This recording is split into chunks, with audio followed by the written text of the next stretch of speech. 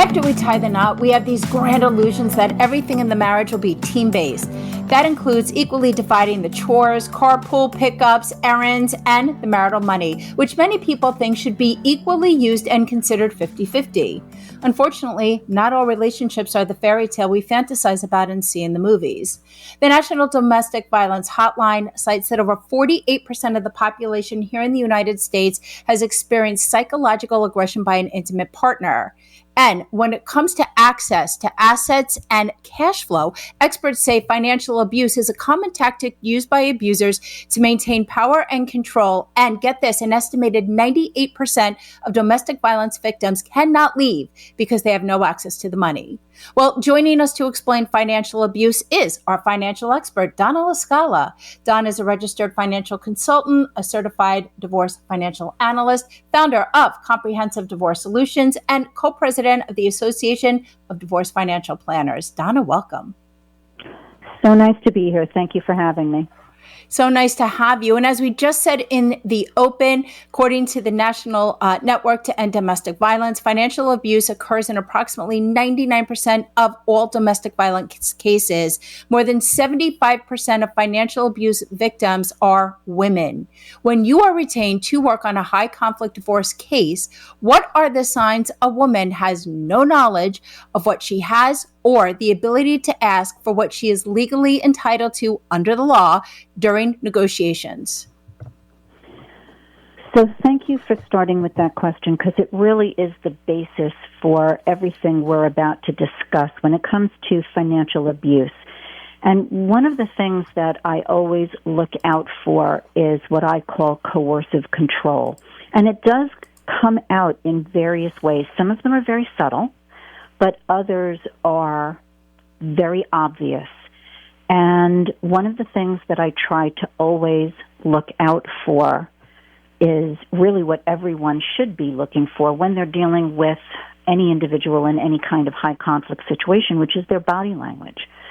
Because someone who is being abused in any way will definitely show it in their body language, in their facial expressions, in the way that they respond. And very often when I'm dealing with a high conflict case, and if I'm suspecting that there is some kind of financial abuse going on, I look for, first and foremost, the inability to answer a question with a simple declarative statement. Now, what do I mean by that? So if I ask you, so where are the bank accounts? What bank are you using? Oh, well, I'm really not sure because, well, he takes care of the banking. I don't really have anything to do with that. Now, that's a first key to what might be going on. It doesn't always necessarily mean that that's an abusive relationship, because there are a lot of couples that say, you know what, you're better at that than I am. I don't want anything to do with it. You take care of it. I trust you. We're all good. But that's an active choice. What I'm really talking about is someone who is being kept from the information because they're under the other person's control. So it all has to do with body language and their inability to answer a simple question like, where is the money? I want you to elaborate on that. How can you tell if the abuser is withholding or refusing to not disclose financial records they do not want the other person or even you to see? So one of the hallmarks of divorce, especially in New York State, is full disclosure, okay? So everyone participating in the process is supposed to provide documentation for all information. So a lot of people try to get around that by saying, well, that's really not involved here. I'm not going to give you a copy of any of these statements. That's a red flag. Or I'll give you the statements, but you cannot share them with my spouse. Another red flag. I have a family-owned business. It has nothing to do with this divorce. Big red flag. How about I just refuse to participate in this process. Well, what is it that you're hiding? I don't want to have my business put through a forensic evaluation. Why not? So again, going back to the I ask a question, you give an answer, I'm going to want to know why. And it's kind of like, being a little bit of a detective in certain circumstances. And again, it might sound very jaded, but someone who is fully participating in the process will say to you, okay, what information do you need? How can I get it to you? Do you have a, secure email address? Can I put it in a Dropbox? Like, they'll offer the information because they want to participate in the process fully, and they understand what that means. People who have something to hide don't want to give you the information that you're requiring. And at the forefront of any relationship that I have with a client, I give them a list of all possible documents that I will request. So they already know what's kind of coming. Sometimes I'll say to them, look, this is a very, very comprehensive list. A lot of this doesn't apply to you. But let's start with 1 year's worth of bank statements, the most recent 401k statement, and I kind of go down the list. If it starts to become an issue or they outright refuse, then we have a problem.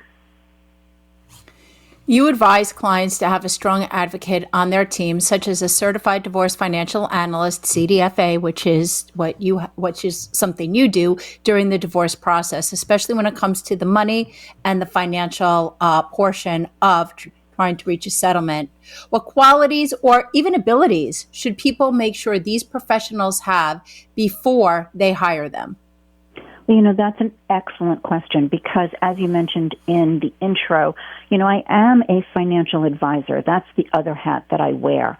But when you're really talking about divorce finances, there is a special skill set that needs to be in place in order for a professional to assist you in the way that you really need them to. Because when it comes to equitable distribution, which we have in New York, or it comes to valuing a pension or deciding, do I waive my right to this asset versus that asset? Someone who understands, A, the divorce process, B, what all those things are, what the tax implications are, and really how it works is key to the success of the process.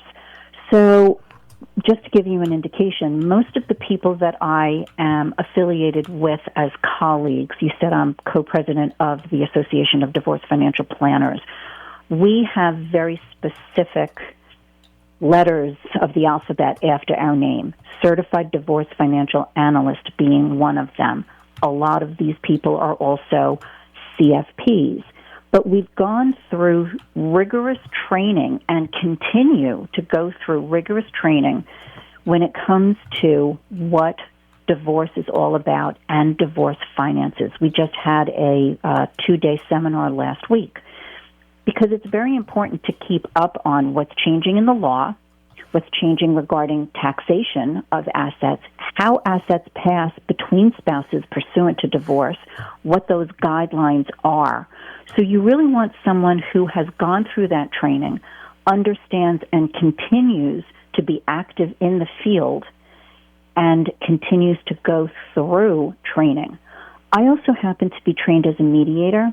I also happen to be trained in collaborative dispute resolution, which are two of the other ways that you can get divorced.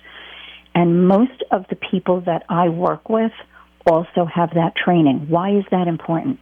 Because you need to understand the boundaries within which you are working and the particular state that you're operating in. Because as we've discussed other times and you've discussed with other professionals, every state has their own set of rules and regulations when it comes to divorce and finances pursuant to divorce.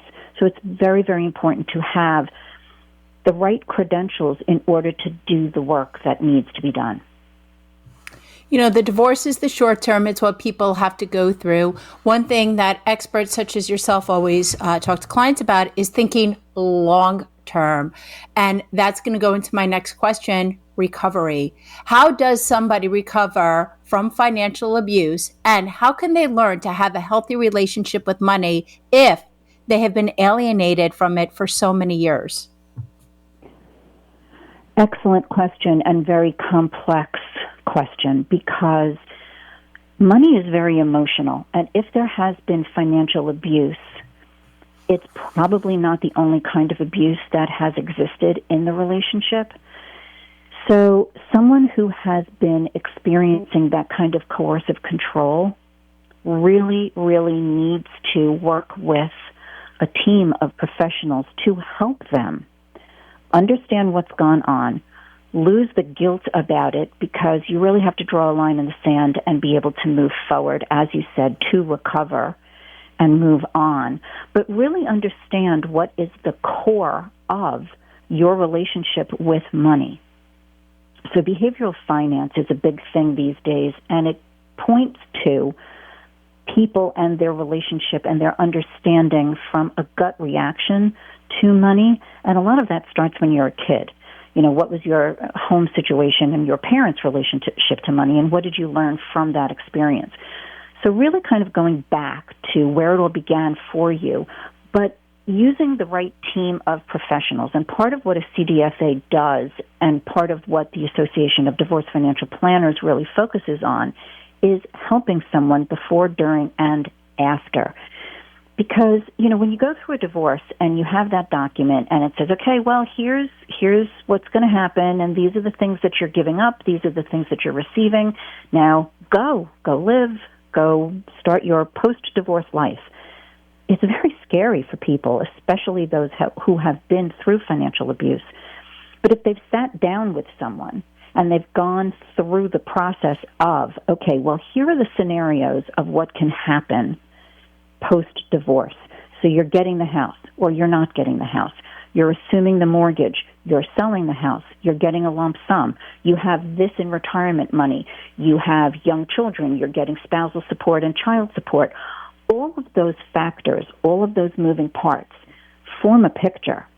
And so when you sit down with someone who is trained in doing divorce financial planning, they can help you see the roadmap to that recovery and understand immediately what's going to happen, in a year what's going to happen, in 5 years what could happen, and all of those time frames of the changes in your life that are going to come, how you can prepare and plan for those events and be able to recover and move on. But a good mental health professional is always part of the mix and needs to be. It's very important for someone who's gone through abuse. Donna, for people who want to learn more about financial abuse, and if people want to have that healthy relationship with money so they can survive and thrive in the future, how do they get in touch with you? You can call me at 516-234-7522 or email me at compdivorce@gmail.com. Donna LaScala, president of Comprehensive Divorce Solutions in New York, thank you so much for joining us. And when we come back, find out why actress Kristen Bell found herself in hot water with fans and victims of domestic violence. A lot more ahead, so don't go anywhere. We will be right back after this commercial break.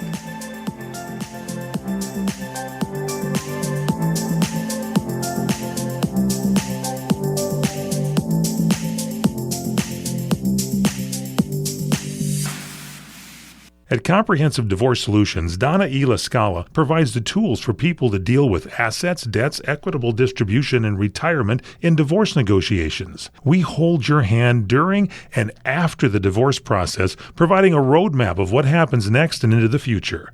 Divorce is difficult whether you're initiating it or not. It's fraught with emotion. When you deal with emotions, you are not dealing with logic, making it more difficult to decide what to do with your money. Hiring a professional to assist you in walking down the money path is crucial to avoiding potentially costly mistakes. Donna's goal is to make sure that each individual knows how they are going to be able to survive and thrive during and after divorce. As a CDFA-trained mediator and collaborative financial neutral, Donna helps people get unstuck and move forward towards their post-divorce future. Call Donna LaScala at 516-218-6919, 516-218-6919.